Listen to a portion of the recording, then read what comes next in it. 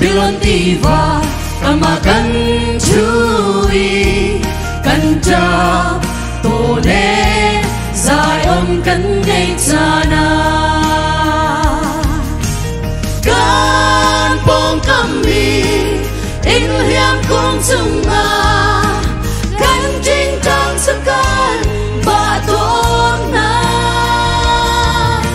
akan kai duni an mi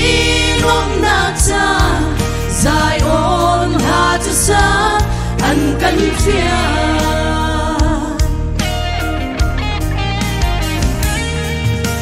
Zion ha to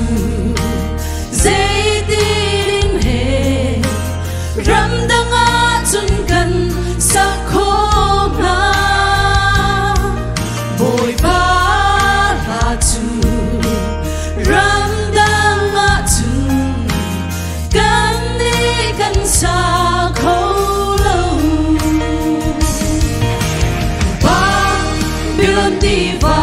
kamakan chui kan cha to ne Zion kan ngay sana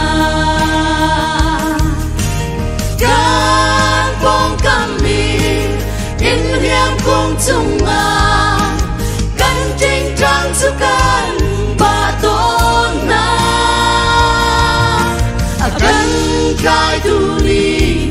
ang minom na ta Zion ha to sa an kan fia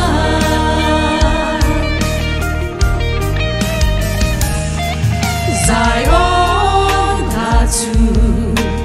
zaitin he ram danga chun kan sakho nga boy ba ha to ram danga chun kan ni kan sakho lo Babylon diva kamakan chui